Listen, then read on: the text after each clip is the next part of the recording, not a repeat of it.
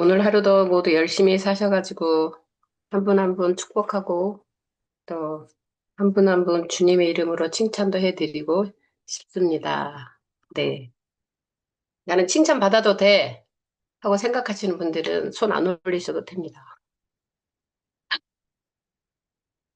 여러분도 칭찬 받으셔도 됩니다. 저도 칭찬 받아도 됩니다. 네. 제가 아주 오래전에, 어, 제가 제 자신에 대해서 아마 그때가 이제 뭐 여러 가지 예, 제가 뭐 훈련도 받고 어쩌고 저쩌고 그런 상황이었음에도 불구하고 어, 굉장히 제 안에서 지금 기억이 안 나지만 무언가 제 자신에 대해서 너무너무 제가 실망을 한 것 같아요. 아마 그때가 제가 무슨 그 외국에서 DTS 교육을 받고 있었던 뭐 그런 때였던 것 같은데 지금은 기억이 안 나요. 근데 그때는 너무나 심각하게 정말 제 자신이 예, 너무나 좀 마음에 너무 안 들고 내가 정말 무엇을 왜 이렇게 나는 음, 이렇게 분명하게 어떤 변화를 내 안에서 이렇게 뚜벅뚜벅 걸어가지 못하고 이런 삶을 살고 있을까? 어쨌든 나에 대해서 너무너무 마음에 안 들었어요. 그런데 우연히 어, 누가 이 말씀을 준 건 아니었고 제가 우연히 성경을 이렇게 딱 펼치는데 어떤 말씀이 떠올라 거기 있었냐면 시편 142편 3절의 말씀이었거든요. 시편 142편 3절의 말씀이었는데 찾아보신 분들도 있으시겠죠? 시편 140편 3절에 뭐라고 되어 있냐면 내 심령이 속에서 상할 때에도 주께서 내 길을 아셨나이다. 나의 행하는 길에 저희가 나를 잡으려고 올무를 숨겼나이다. 이렇게 되어 있는데 그 앞에 그 부분이 내 심령이 속에서 상할 때에도 주께서 내 길을 아셨나이다. 이 말씀이 저에게 굉장히 큰 위로가 됐어요. 음. 그래서 무슨 뜻이었냐면 제가 이 말씀을 제가 딱 제가 강하게 이렇게 다가오면서 내가 내 자신에 대해서 실망했다는 것을 제가 알게 됐어요. 그러니까 내가 굉장히 내 자신에 대해서 어떤 부분에 대해서 내가 실망했구나. 그리고 나를 참 어리석다고 생각하고 바보 같다고 생각하고 어, 이런 요인들로 인해서 제 심령이 자신감을 잃고 그러니까 그런 상태가 되었던 것이죠.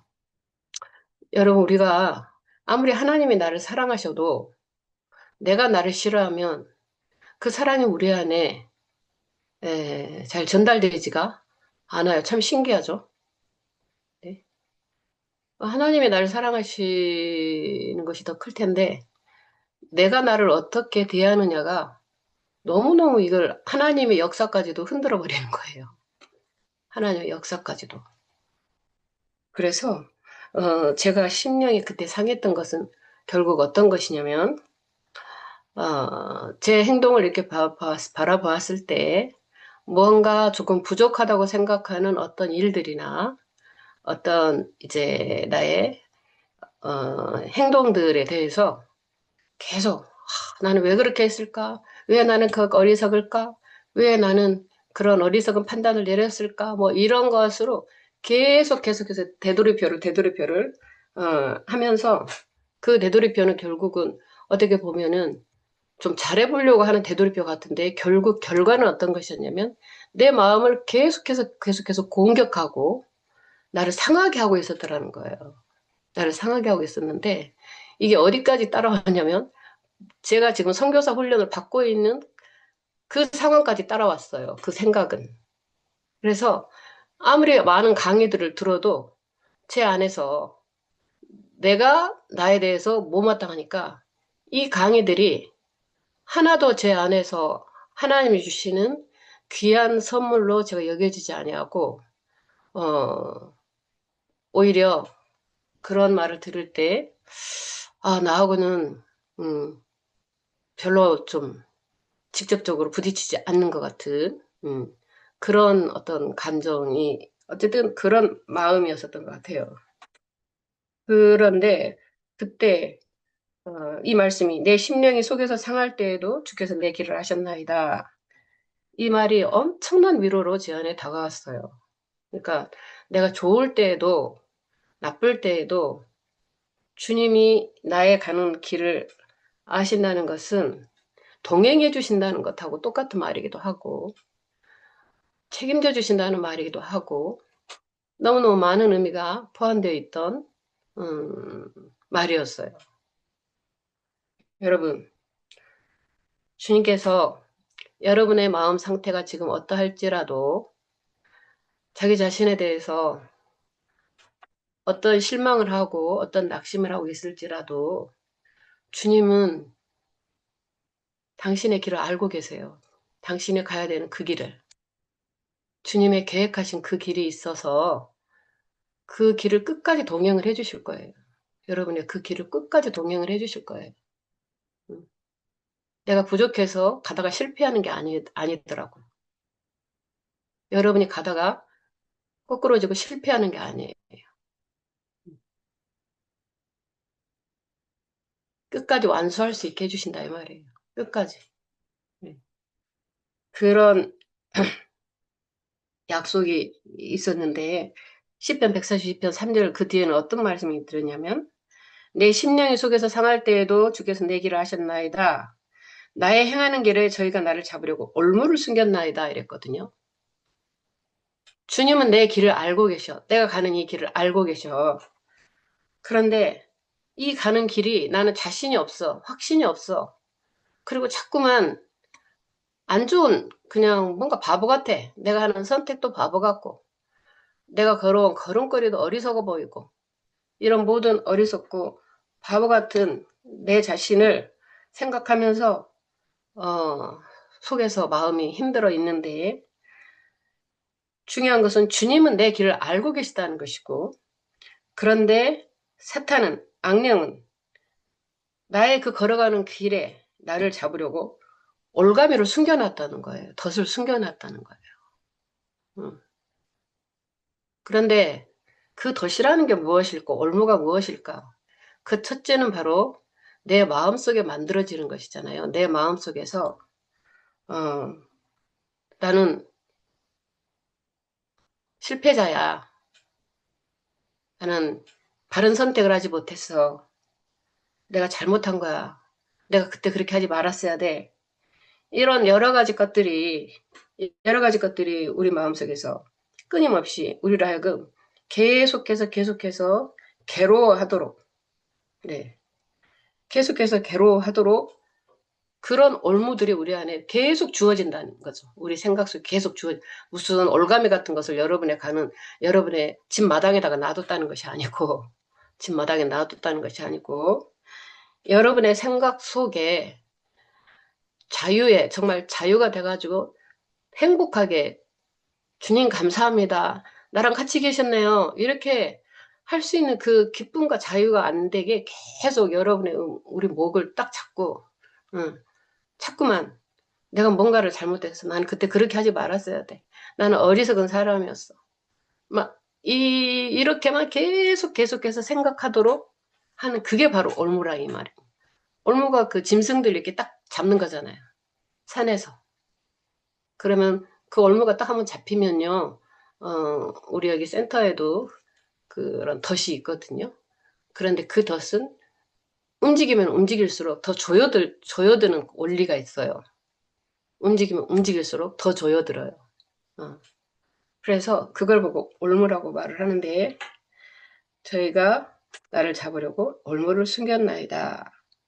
그래서 이게 다윗이 탄식 가운데 이런 말을 했잖아요. 다윗이 탄식 가운데 이런 말을 했으면 다윗에게만 일어난 일은 아니다 이 말이죠. 우리 모두에게도 이런 어떤 공격과 이런 올무와 이런 숨김의 어떤 그물들이 우리의 가는 길에 있는데 어, 우리는 어떻게 해야 되냐? 알고만 있으면 된다는 거예요. 이게 올무인 것인지 어떻게 해야 돼? 어떻게 해야 될까? 그래서 우리가 억울한 사람이 단식하고 후회하고 혼자 버려진 듯한 어떤 느낌을 갖고 이런 것들은 이미 내가 올무에 걸려 있는 증거이다. 내가 이게 올무에 잡혀 있구나. 올무에 잡혀 있구나. 그래서 이런 올무에 잡힐수록 더 억울해지고 슬퍼지고 그리고 내가 그동안 하나님에 대해서 나는 이런 지식을 가지고 있고 하나님은 나를 사랑하시고 나는 이런 사람이 하는 막 좋은 용기를 주는 많은 지식들이 있잖아요. 그것을 전부 다 쓰레기통에 던져버리고 싶어. 응? 나는 왜 이거 하나도 내게 적용되는 게 없어.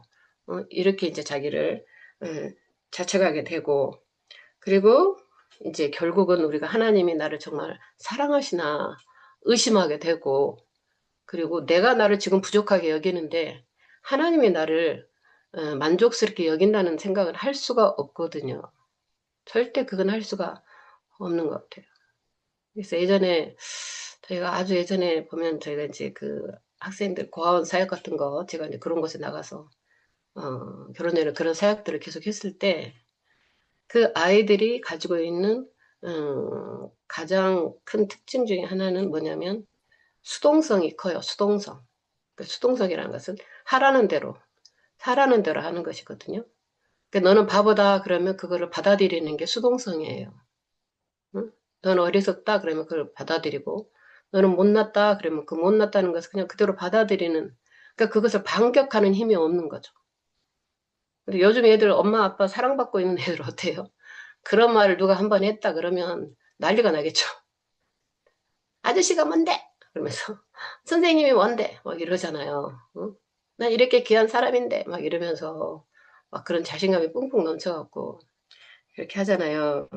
그래서 이 우리가 이렇게 눌리고 억울한 일을 당해. 우리가 억울한 일이라는 것은 뭐냐면 왜 그것이 무섭냐면 내가 어떤 것을 잘못해갖고 손해를 보면 우리가 인정을 해요.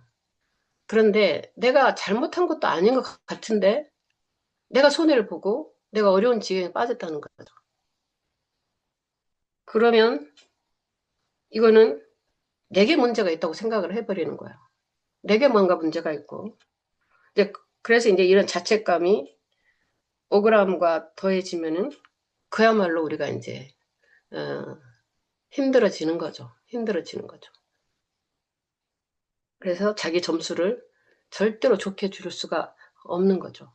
자기 점수를 좋게 줄 수가 없는데 그런데 이제 이런 우리의 마음에 대해서 성경은 정말 심리학 서적 중에 심리학이라고 저는 생각하거든요.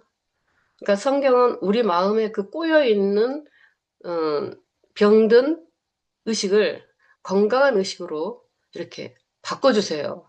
건강한 의식으로 바꿔주시는데 어떤 식으로 바꾸냐면 어떤 사람들의 사건을 말하기도 하시고 뭐 아브라함과 요셉과 이런 사람들에 대해서 말하기도 하시고 또 하나님이 직접 어떤 말씀을 주시기도 하시고 이렇게 하면서 우리로 하여금 생각을 바꾸도록 우리가 다른 관점으로 생각하도록 하는 것이 성경이 주시는 우리에게 성경을 읽는 우리에게 만들어지는 굉장히 중요한 특징이죠.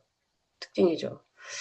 그래서 오늘 잠깐 같이 예, 나눠보고 싶은 것은 이런 슬프고 억울하고 후회하고 이렇게 자책감이 빠지고 있는 이런 상황에서 길은 도대체 무엇일까 했을 때 그 잘 걸어가는 사람들의 모델을 내 마음속에 가지고 있는 것이 참 중요하더라고.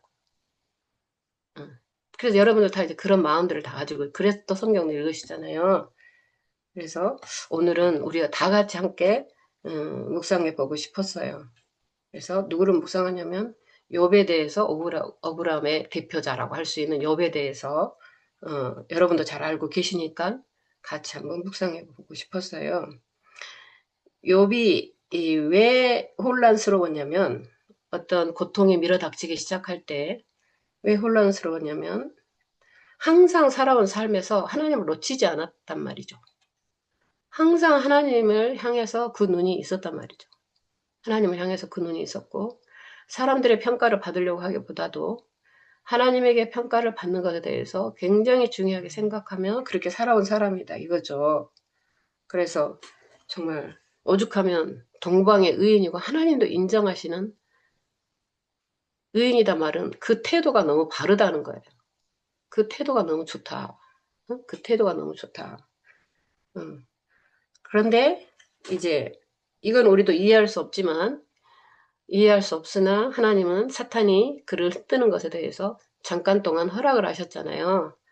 허락을 하셔서 이해할 수 없는 고통의 사건들이 터지기 시작을 했어요. 이해할 수 없는 고통의 사건들이 터지기 시작했고, 그래서 그 고통의 사건들은 어떤 사람이 실수한 것이 아니라 어떤 사람이 물론 보이는 모습은 사람인 것 같지만 누가 실수한 그 사람의 재앙이 아니라 그야말로 하나님이 직접 치신 듯한 재앙이었어요. 그게 욥에게는 가장 치명타였겠죠. 그러니까 어떤 도적대가 와가지고 다 쓸어가 버렸다, 뭐 어때야 됐다, 이런 것이 그냥 그것으로만 극한된다 몰라도 그 전체의 그 밑바닥 속에 이해할 수 없는 어떤 이거는 하나님께서 허락하시지 않으면 안 되는 것 같은 어떤 이제 것들을 욥은 분명히 생각을 했을 것 같아요.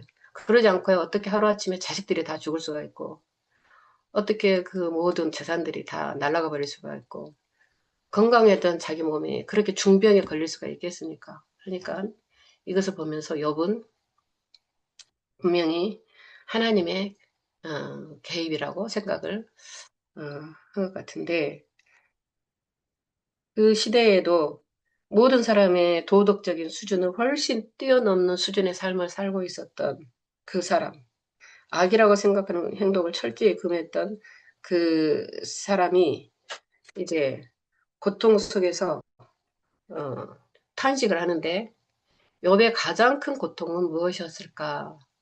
욥은 자식들이 그렇게 처참한 죽음을 당했어도 물론 가슴이 찢어지는 고통이었겠지만 그것에 대해서 직접 하나님께 왜 내 자식이 죽어야만 했습니까? 라고 그런 것보다도 도대체 내가 왜 이런 일들이 하나님 왜 이런 일들을 허락하시는 겁니까?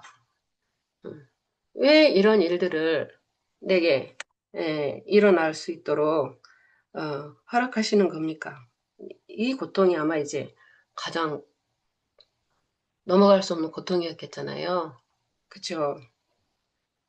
그래서 어, 욥기 31장 1절부터 우리가 보면 내가 언제 내 걸음이 하나님의 길에서 떠난 적이 있었더냐?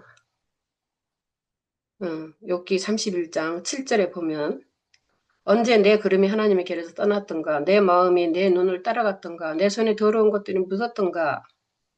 그랬다면 내가 심은 것을 타인이 먹고 나의 소산이 뿌리까지 뽑히는 것도 나는 마땅하다고 볼 거다. 이렇게 말을 하고 있거든요. 그러니까 우리는 마음에 어떤 수없이 많은 죄를 지어도 또 어리석은 행동을 해도 우리는 당당하게 하나님 그래도 하나님이 나를 지켜주셔야 돼. 이렇게 당당하게 이제 우리가 하잖아요.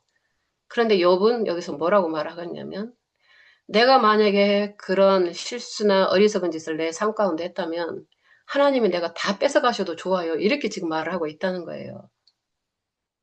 그러니까 정말 놀라운 사람이죠. 놀라운 사람. 음. 내가 그렇게 했다면 하나님이 내 모든 복을 거두어 가셔도 나는 마땅하게 생각할 겁니다. 지금 이렇게 말을 하고 있는 거잖아요. 예. 그러면서 자기가 말을 하기를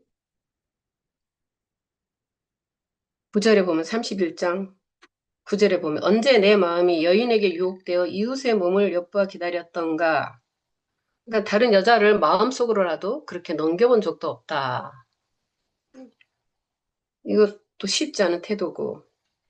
그렇다면 내 처가 다른 타인과 더불어 동침하는 것도 나는 그것도 마땅하다고 생각한다. 이렇게 자기의 그 죄에 대해서 자기가 조금이라도 어떤 죄가 있다면 그것에 대한 응분의 대가를 기꺼이 감수할 수 있는 어, 훨씬 더 가혹하게 감수할 수 있는 이제 그런 말들을 어, 소리 높여서 외치고 있었거든요. 그래서 이 우리가 계속 이제 여러분들 한번 나중에 뭐 다 읽어보시고 다 이미 알고 계시겠지만 계속 돌아보는 거죠. 언제 내가 고아를 내버려 둔 적이 있었던가? 언제 내가 가난한 자의 소원을 막았던가? 과부의 눈을 내가 실망하게 했던가? 응? 내가 어릴 때부터 어떤 고아가 있으면 그 고아의 아비처럼 내가 살지 않았느냐? 이렇게 말을 하거든요. 내 자식이 아니어도 그 고아에 대해서 내가 아비처럼 했다. 18절에 보면은요. 욥기 31장 18절에 보면. 그리고 내가 모태에서 나온 후로 수많은 과부들을 내가 도왔다. 그때는 지금하고는 달리 복지 정책이 안 돼 있었기 때문에 과와 과부는 직장도 없고 정말 누가 먹여주지 않으면 죽은 목숨 같은 그런 어떤 상황일 텐데 욥은 이런 자선 사업을 수없이 많이 베풀었던 거예요. 그리고 말을 하기를 31장 19절에 보니까 내가 언제 사람이 의복이 없어서 죽게 된 사람이나 가난한 사람이 덮을 것이 없는 것을 보고도 지나친 적도 없다. 나와 상관없는 어떤 이웃에 대한 그런 불쌍한 것을 보고도 지나친 적도 없고 내게 있는 옷을 벗어서 양털로 그 몸을 따뜻하게 내가 입혀주지 않았느냐. 그러니까 어느 간 하나도 지나친 적이 없다고 지금 항변을 하고 있거든요. 그래서 그리고 나를 도와주는 자가 성문에 있음을 보고 다시 말하면 권력자가 나의 뒷배를 봐줄 수 있는 권력자가 딱 재판관 자리에 앉아 있어요. 그 재판관 자리에 있다는 것을 가지고 내가 그것을 이용해서 약한 사람을 친 적이 있느냐 이렇게 말하고 있어요. 12, 21절에 나를 도와주는 자가 성문에 있음을 보고 내가 손을 들어 고아를 쳤던가 이렇게 말을 하거든요.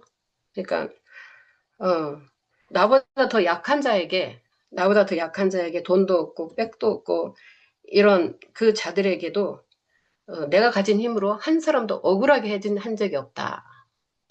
음. 그래서 만약에 내가 그런 짓을 했으면 내 어깨 뼈가 떨어져도 나는 좋다. 내 팔뼈가 부러져도 좋다. 이렇게까지 하나님 앞에서 이 말을 지금 하고 있는 거니까 조금 더 여기에는 거짓이 있을 수 없는 거죠. 내 뼈가 부러져도 좋다. 그래서 나는 하나님의 재앙을 너무너무 심히 두려워하고 하나님의 크신 위엄을 항상 말하자면 인정하고 있었다. 하나님의 다스리신과 위엄을 인정하고 있었다. 그래서 그리고 나는 금으로 내 소망을 삼은 적이 없다. 그러니까 내 물질을 가지고 나는 이것으로 나의 힘을 삼은 적이 없고 소망을 삼은 적이 없다. 그리고 이런 우리 같으면 어떤 통장이나 뭐 주식이나 이런 것들이 많은 것을 가지고 내가 믿는 것은 여기 이거다. 내가 내 교인들을 안 믿지만 내 통장은 믿는다. 이렇게 하지도 않았다는 거예요. 이 욥이 말을 하기를. 그래서 나는 금을 믿지도 않고 정금을 믿지도 않았다. 이걸 하나님 앞에서 이렇게 소리치고 있는 거죠. 그래서 그러다 보니까 내가 재물이 많다는 거, 그리고 내가 손으로 노력해가지고 얻어낼 것이 많은 것을 가지고 내가 역시 나는 투자를 잘했구나라고 기뻐하지도 않았다는 거예요. 그런 거 가지고 내가 기뻐하지도 않았다. 그래서 누구든지 내 말을 들어봐라. 그러면서 하나님께서 대답해 주셨으면 좋겠다. 이런 내가 왜 이런 고통 가운데 떨어져야 되는지, 왜 이렇게 내 자식들이 다 죽었어야 되는지, 왜 내 부인이 저렇게까지 사람이 변해가지고 내게 칼을 꽂아야 되는지 나는 이해를 못하겠다. 세상에서 나같이 이해할 수 없는 혼란에 빠진 자가 누구겠는가. 지금 욥이 이렇게 말을 하고 있죠. 그래서 우리가 생각해 보면 우리의 신앙이 언제 가장 두려울 정도로 흔들리나 생각을 해보면 그게 이제 우리가 세미나에서 만나는 분들이죠.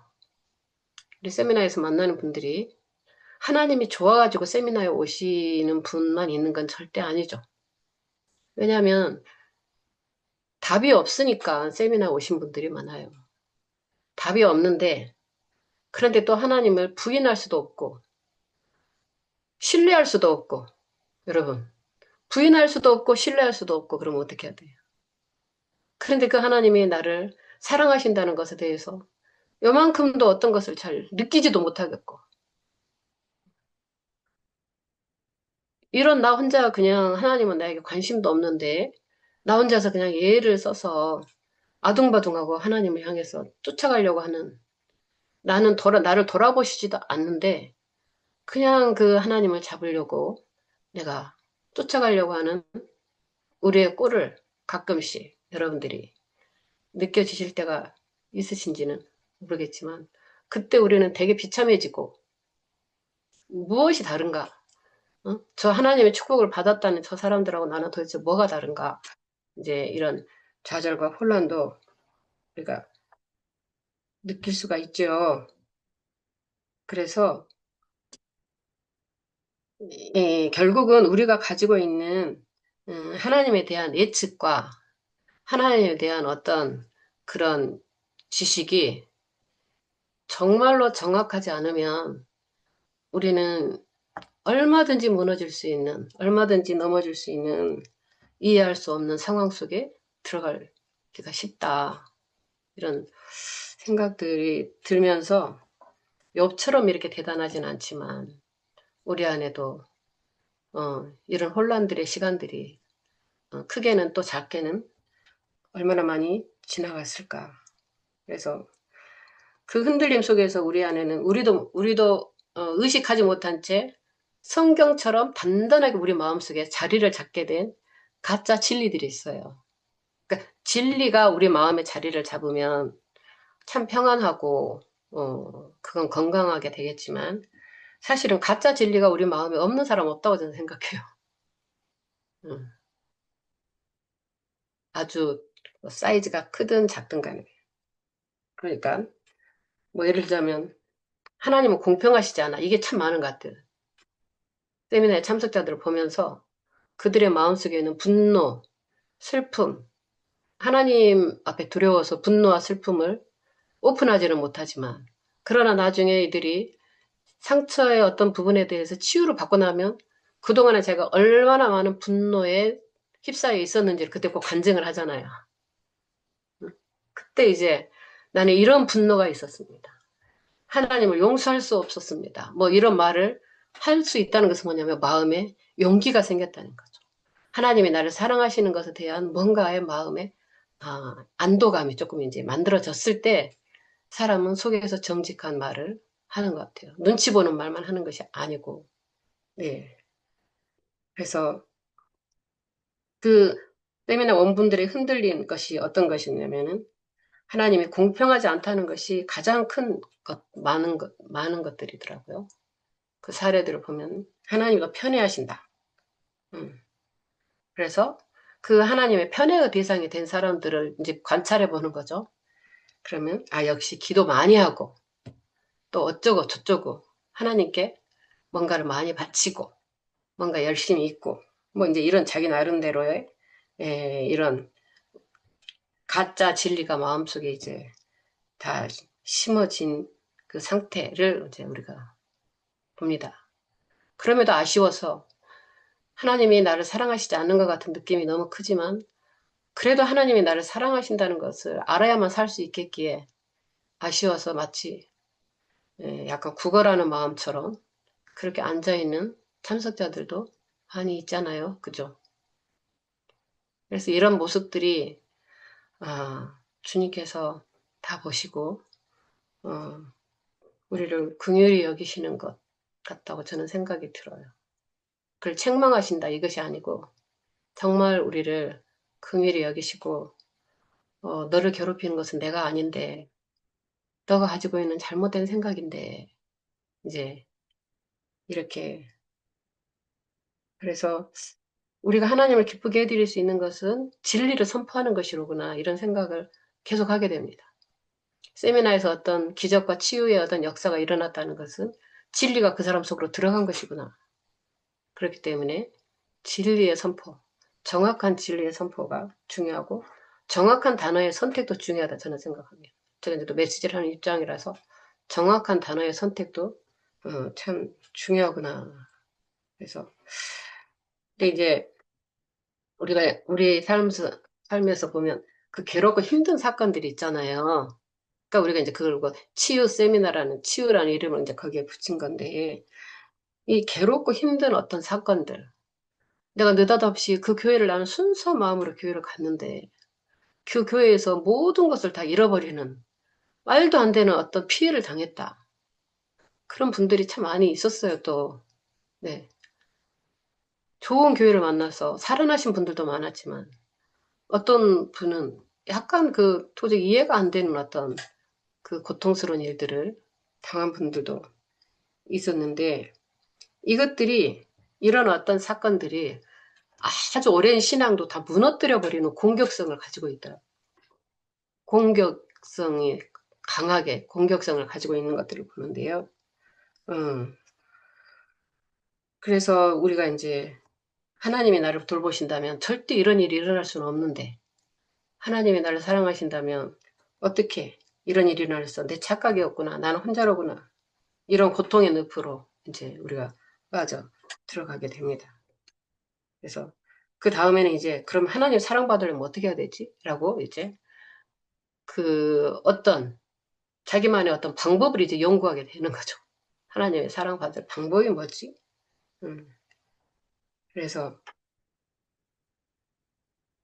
결론적으로 보면은 이런 모든 생각들이 결국은 훨씬 하나님에 대한 신뢰가 안 된다는 것. 신뢰가 안 되고 그렇기 때문에 너무 무서운 어떤 이제 혼자라는 것은 굉장히 무서운 현실이잖아요. 그런데 그 무서운 어떤 현실 앞에서 살아남으려고 우리가 발버둥을 치는 거죠. 살아남으려고 발버둥을 치는데 그 발버둥을 치면서 자연스럽게 이제 내 힘이라는 것에 대해서 주목하기 시작하는 거예요. 내 힘으로 살아남아야 된다. 내 힘으로 살아남아야 된다. 그래서 근데 우리가 이 욥이 겪은 고통을 보면 크기는 물론 다르지만 욥이 가졌던 가장 큰 이제 상상할 수 없는 고통이죠. 그 가족들이 다 죽었으니까요. 그 고통과 그런 아픔 중에서도 제일 욥이 괴로워했던 것은 뭐냐면 이유가 뭐냐 이거였거든요. 이유가 뭘까 도대체? 응, 이유가 뭘까? 예. 그래서 이런 음, 혼란 속에서 이제 마지막 하나님께서는 욥을 붙드셨죠.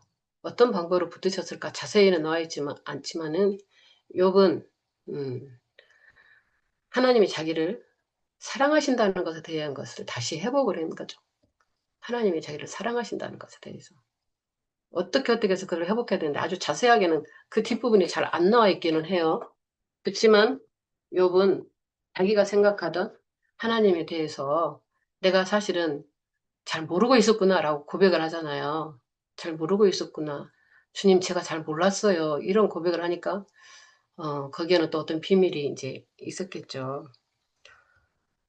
어쨌든, 욥은 그 모든 대가를 치르더라도 자기가 하나님을 정확하게 이런 고통을 통해서 안 것에 대한 감사를 마지막으로 하고 있잖아요.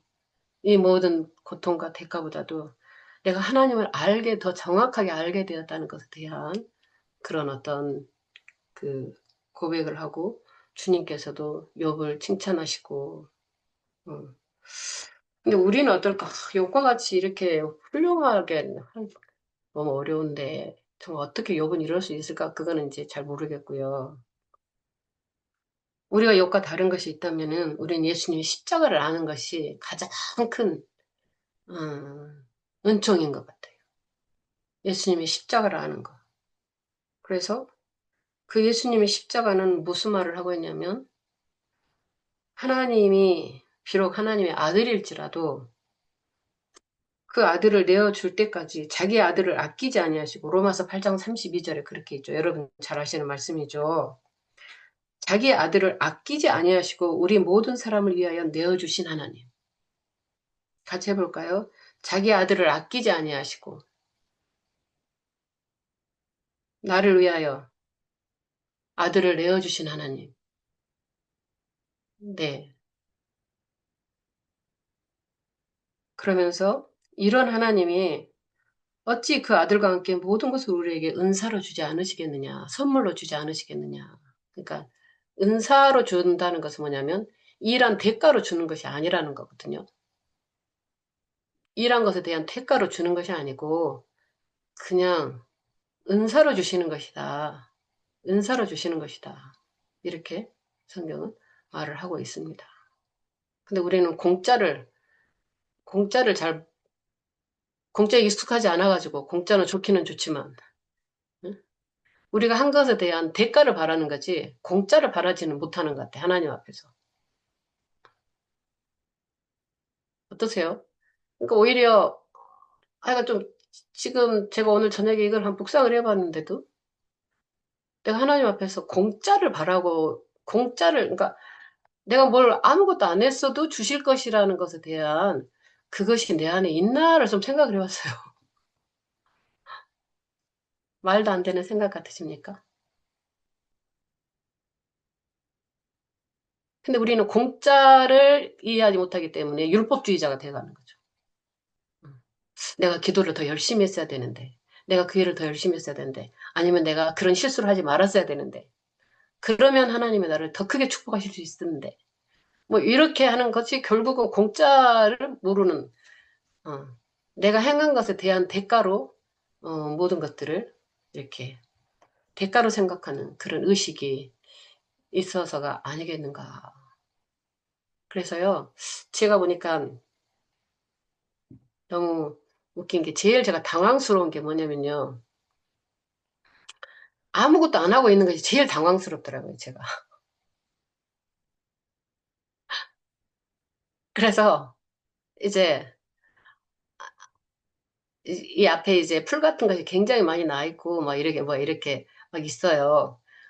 그러면 제가 그 풀이 많이 나 있는 것이 너무 제가 좋아요. 왜? 제가 그 풀을 뜯을 수 있다는 것이. 그 풀을 뜯는 것이 왜 좋지? 내가 뭔가 할 일을 했다는 거죠. 내가 뭔가 이런 것들을 내가 해가지고 나는 도움이 되는 사람이야. 응? 내가 도움이 되는 사람이야. 여러분은 하나님에게 얼마나 도움이 되는 사람이었을까요? 나는 누군가에게 얼마나 도움이 되는 사람이었을까요? 물론 많은 도움이 되셨겠죠. 그렇지만 결국 그것은 우리가 잘못하면 공격당할 수 있는 생각인 것 같아요.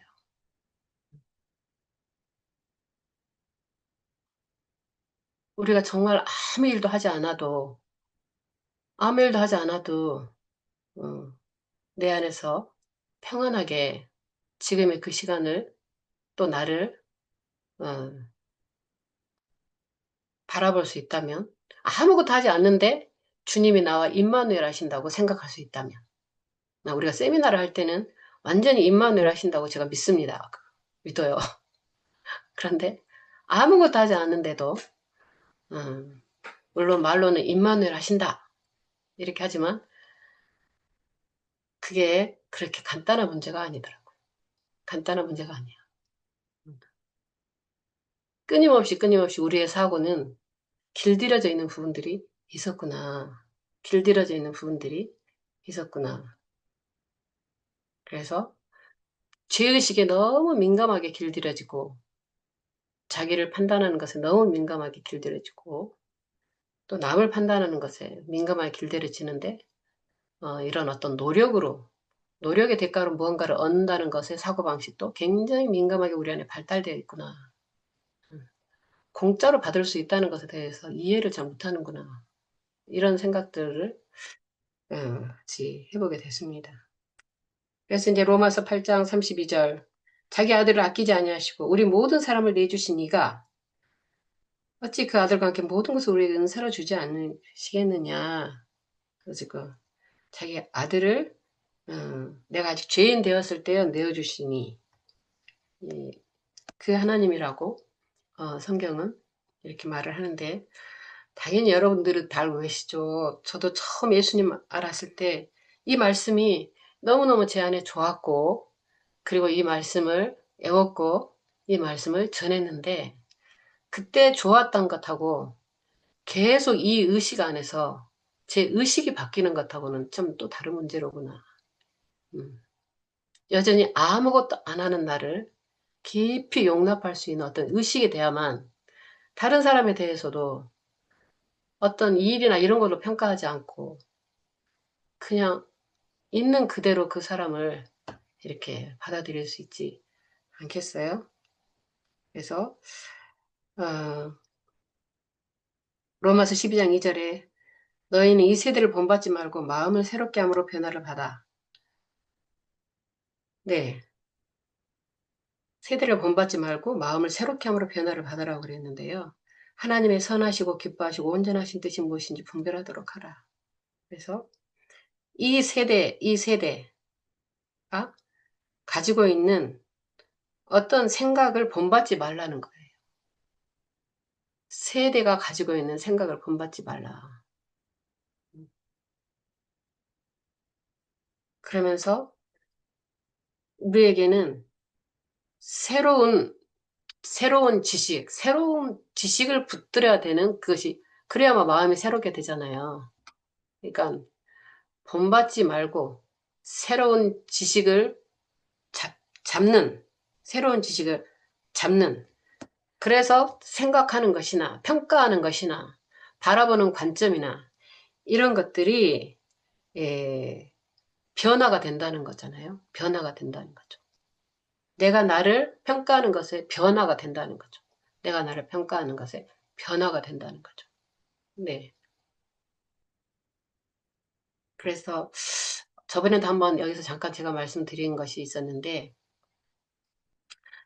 제가 저희 친정 부모님 제가 강골이라는 곳에서 같이 이렇게 모시고 살면서 그때 우리 부모님 안에 슬쩍슬쩍 나오는 어떤 것이 뭐냐면 어, 별로 쓸모가 없다 이제 이런 말씀을 이제 우리 어머님이 가끔 하세요. 내가 별로 너를 도와주는 것이 없다. 우리 아버님도 약간 그런 말 하시고 근데 우리 어머님이 또 그런 말을 좀 잘하셨는데 그때 내가 막 이렇게 지금 오늘 한 강의를 그때 우리 어머니가 했어야 되는데 아무것도 안 해도 어머니가 존재하는 것만으로 저는 너무너무 좋고 내가 이렇게 좋다는 것은 하나님도 엄마가 존재하는 것만으로 너무너무 좋으신 거 아니겠느냐. 응. 근데 그때는 그런 말 안 해도 다 아는 줄 알았어요. 다 아는 줄 알았어. 여기 있는 분들도 당신이 존재하는 것만으로도 너무 좋아요. 이 말을 여러분에게 누가 막 말씀을 막 많이 해주셨나요? 여러분들은 또 다른 누구에게 그런 말씀을 막 해주셨나요?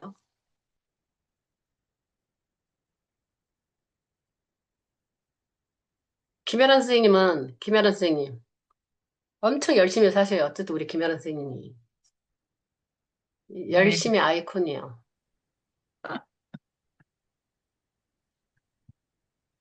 김혜란 선생님은 이렇게 자기에게 그런 말 더 많이 하실 수 있어요? 아직도 절대 마음에 못, 안 든 데가 있어. 절대 못하죠. 네, 그러니까 아직도 자기를 잘하라고 계속해서 그렇게 하나 보죠? 네. 음, 네. 어쨌든, 어쨌든요.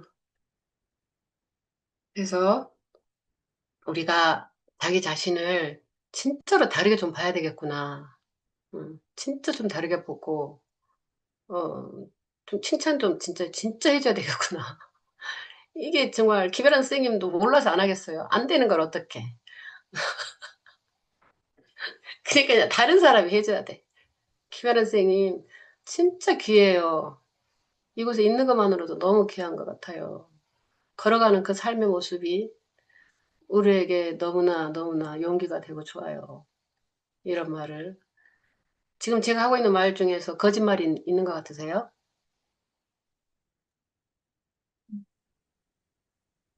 자꾸 거품 같은 느낌이 들죠.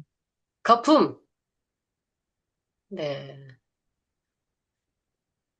제가 뭐 정치 나갈 사람도 아닌데, 김혜란 쌤의 뭐 맞아요. 때문에.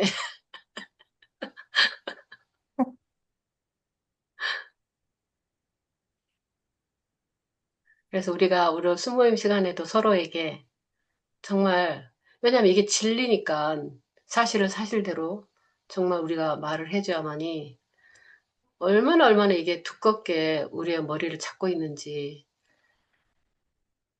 얼마나 그것이 바로 이 세대를 본받는 것인데, 우리는 이 세대를 본받고 싶지 않으면서도 자기를 평가하는 데 있어서는 이 세대를 본받아가지고 우리를 야단치고 좀 더 잘하라고 마음에 안 든다고 이제 이렇게 합니다. 네. 오늘 혹시 제가 나눈 강의 중에서 뭔가 혹시 질문하시고 싶은 거나 말씀하실 부분이 있으시면 손 들어 주실래요?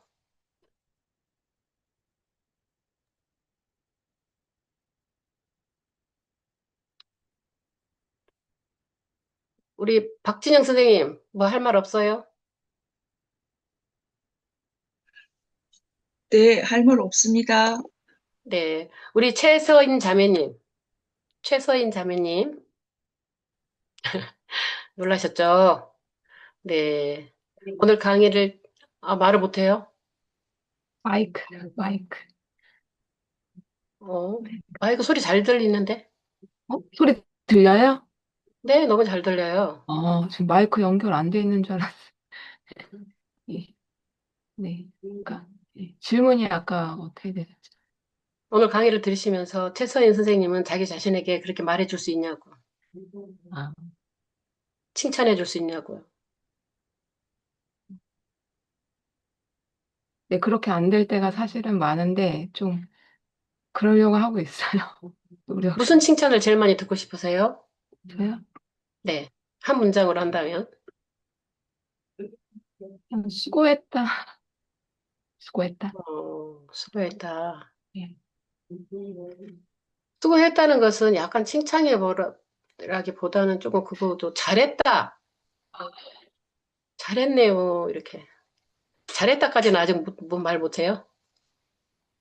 아니야, 제가 막, 뭐, 바쁘게 이렇게 막 할 때도, 그러니까 다른 사람들한테는 칭찬을 잘 안 하는데, 저한테는 이렇게 잘 안 하고 그냥 지나가 버리고 그러더라고요. 그래서 오늘도 수고했다. 네, 이런 식으로 좀 하거든요.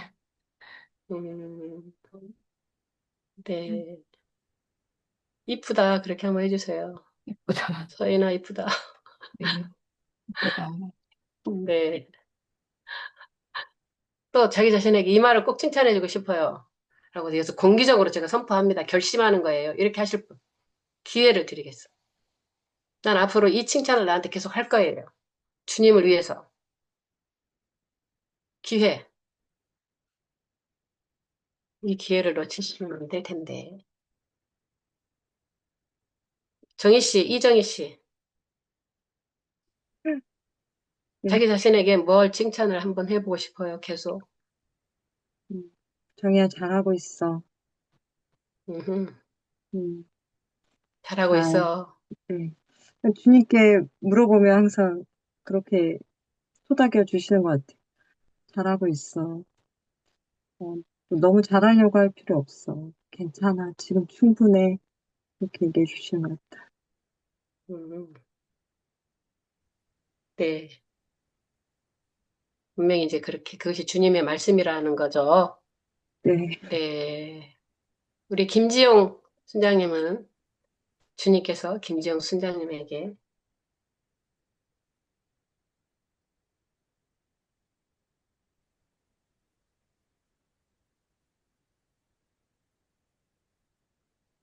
나는 괜찮은 사람이다 하고 이렇게 저에게 이야기해주고 싶은.